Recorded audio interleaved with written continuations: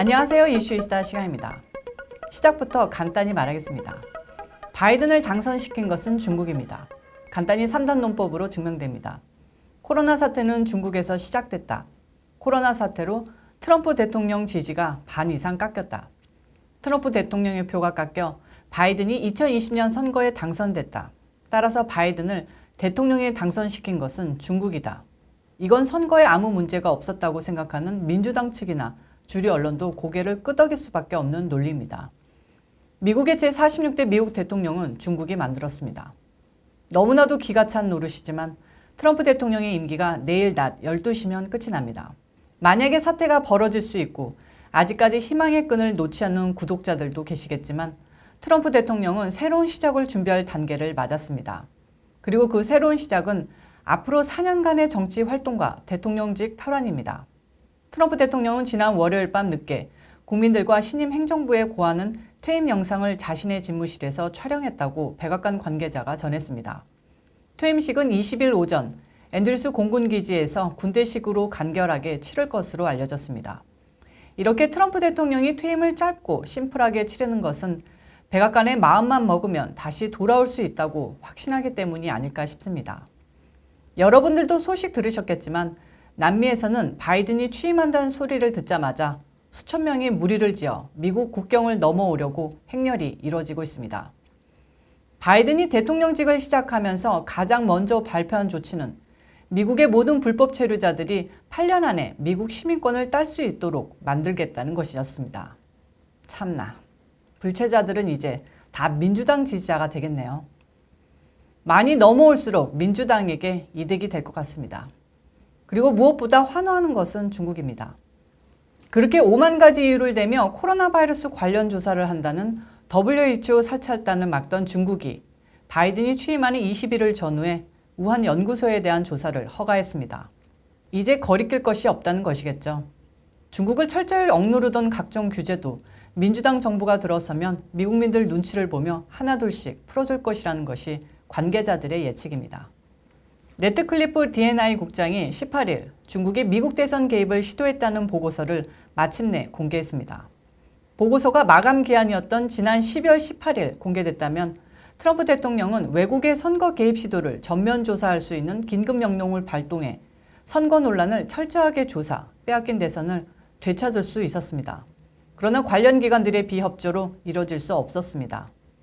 이때 트럼프 대통령이 계엄령 등 과감한 조치를 발표했다면 미국의 역사가 어떻게 뒤바뀌었을지 모르겠습니다. 레트클리프 국장이 발표한 이번 보고서에 중국의 선거 개입 시도를 사실이라고 결론지었습니다.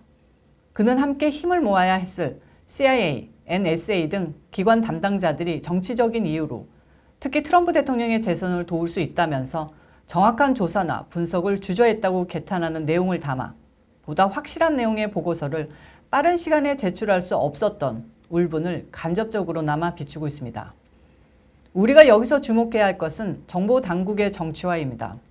이 경우에는 정치적으로 악용된다는 이유를 빌미로 노골적인 정치적 행보를 보인 CIA 등 정보 당국의 직무유기입니다. 미국에서 적과 아군에 대한 판단이 너무나도 명백했던 시절이 있었습니다. 1, 2차 세계대전 때가 그랬고 냉전 시대가 그랬습니다. 나치즘과 파시즘은 미국이 온 힘을 다해 물리친 적이었고 종전 이후 세계의 위협이 된 소련의 공산 독재주의를 미국은 냉전이라는 방식으로 40년에 걸쳐 분쇄했습니다. 그리고 테러와의 전쟁이 시작돼 미국은 20년에 걸쳐 이슬람 극단주의 국가 및 단체들을 물리쳐 나가고 있었습니다. 그런 한편으로는 자본주의 경제체제가 기존의 적성 국가들이었던 러시아와 중국까지 침투했습니다. 세계화에 따라 미국의 거대 기업들은 중국에 진출해 공장을 지으며 빠르게 성장했습니다. 중국인들은 역사적으로 돈을 좋아하는 민족입니다. 오죽하면 사촌이 땅만 파도 배 아파하는 한국인들이 민주자본주의 국가에 살고 있고 돈을 너무나도 좋아하는 중국인들이 공산주의, 사회주의 국가를 건설하는 것은 세계사적인 미스테리라는 뼈있는 농담이 있습니다. 말이 샜는데요. 공산주의 국가인 중국이 세계의 돈을 빨아들이면서 그들은 미국의 기업 집단과 구성원, 미국의 정치인들과도 밀접한 커넥션을 갖게 됩니다. 논쟁은 있을 수 있지만 미국 엘리트 집단은 백인들의 사교 클럽과 같습니다. 그리고 그들의 의식 밑바닥에는 백인 우월주의가 깔려있죠. 일본이든 한국이든 중국이든 지금의 그들은 자신이 키웠으며 세계 최고 국가인 미국을 거스를 수 없다는 고정관념을 갖고 있었습니다. 실제로 일본이나 한국은 미국식 민주주의를 이식받은 국가입니다. 경제 규모나 군사적으로 도저히 미국을 뛰어넘을 수 없습니다. 하지만 중국에 대해 미국은 철저히 오판했습니다.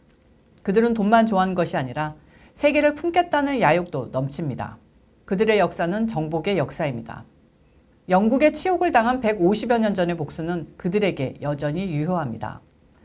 그들은 돈의 힘으로 세계를 정복하겠다는 뜻을 간접적으로나마 여러 차례 비췄고 언론은 중국의 부상을 경계했습니다.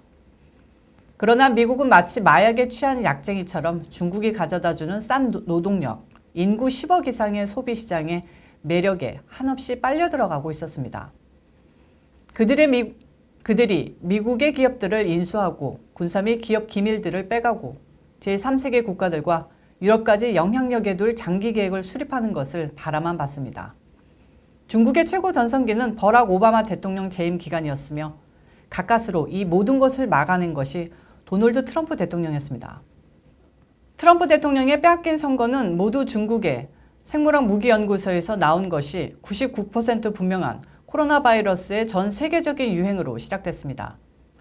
중국은 과연 트럼프 대통령이 앞으로 4년간 대통령으로 재임한다면 버틸 수 있었을까요? 코로나 사태 이전 중국 경제는 내리막길이었고 미국의 경제는 정점이었습니다. 중국은 국가의 운명을 걸고 이번 미국 대선에서 트럼프 대통령을 저지하려 했을 겁니다. 만약 트럼프 대통령이 4년 동안 중국을 계속 쥐어짰다면 중국은 아편전쟁으로 영국에게 나라를 넘겼을 당시만큼이나 국가의 재정과 위상면에서 헤어나지 못할 타격을 입었을 겁니다. 중국 굵기는 꿈도 못 꾸고 베트남이나 인도보다 한 수 아래의 경제력을 가진 국가로 추락할 수도 있었을 겁니다. 그렇다면 그 위기에서 무엇이 중국을 구했냐? 바로 딥스테이트 아니었을까요? 앞서 말했듯이 사회주의냐, 민주주의 체제냐는 의미가 없는 세상입니다. 러시아나 중국 모두 자본주의를 도입했으며 돈이면 뭐든지 할 수 있는 세계입니다. 미국을 지배하는 세력은 중국이나 러시아와도 연계돼 있을 겁니다. 특히 중국의 시진핑은 바이든과 10여 년간 밀접한 관계를 맺고 있는데요. 9년 전 보시라이의 쿠데타에서 시진핑을 살려준 것이 바이든이었습니다. 홍콩의 첸사오지의 보도에 따르면 2012년 3월 19일 후진타오 주석을 상대로 보시라이와 저우융캉, 링지와 세력이 일으킨 쿠데타의 사전 정보를 조 바이든 당시 부통령이 시진핑에게 알렸고 그는 이 정보를 후진타오 주석에게 전달했습니다. 쿠데타는 성공적으로 진압돼 능력을 한층 더 인정받은 시진핑은 후진타오로부터 주석직을 승계받을 수 있었습니다. 이렇게 시진핑과 조 바이든의 관계는 각별한데요. 2011년부터 지난해까지 8차례나 만난 사이입니다. 그때의 은혜를 시진핑이 이번에 제대로 갚은 것이 아닐까요? 세계는 자본주의 체제로 공고해졌습니다. 깡패들과 마피아들에게 그들의 세계와 룰이 있는 것처럼 세계를 잇는 거대 기업, 언론, 정재계 인사들은 언어와 국경에 상관없이 밀접한 연관을 맺고 자신들의 권력과 금권을 위해 움직이고 있습니다. 음모론적으로는 딥스테이트라고 할 수도 있고 그림자 정부라는 근사한 이름을 붙여줄 수도 있겠죠. 트럼프 대통령은 어쩌면 이런 그들의 세계를 무너뜨렸을지도 모를 도전자, 아니 혁명가였을지도 모르겠습니다. 날개가 불타버린 이카루스처럼 20일이 트럼프 대통령이 태양의 열기에 불타 추락하는 날일까요? 저희는 감히 그렇지 않을 것이라고 단언합니다. 갖은 방해 공작에도 불구하고 트럼프 대통령이 받은 공식적인 표가 7,500만이라는 사실에 희망을 느낍니다.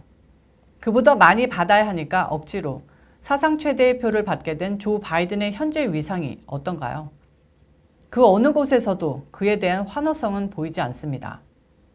미국에서 정치인, 특히 신임 대통령의 인기는 취임식 한두 달을 남기고 절정에 이릅니다. 오바마 취임 직전에는 그가 새겨진 티셔츠를 입은 젊은이들이 길거리에 넘쳐났습니다. 트럼프 대통령 취임 당시에는 그와 관련된 방송 프로, 문화상품 등이 넘치며 하나의 사회적 현상이 됐습니다. 바이든의 인기는 아무 곳에서도 느껴지지 않습니다. 미국에서 실종 상태인 대통령 당선자의 이미지가 시사하는 바는 과연 무엇일까요? 내일, 우리는 미국 정치 사상 가장 암울한 하루를 보낼지도 모릅니다. 그러나 동이틀 무렵이 가장 어둡다는 선조들의 지혜에 담긴 말이 있는 것 아시죠? 새로운 시작을 알리는 여명의 증거가 내일이라고 우리 모두 가슴에 새기며 참고 견뎌내야 할 것입니다. 오늘의 이슈 이슈다 여기까지입니다. 시청해주셔서 감사합니다. 오늘 영상도 좋으셨다면 구독과 좋아요, 알림 설정 부탁합니다.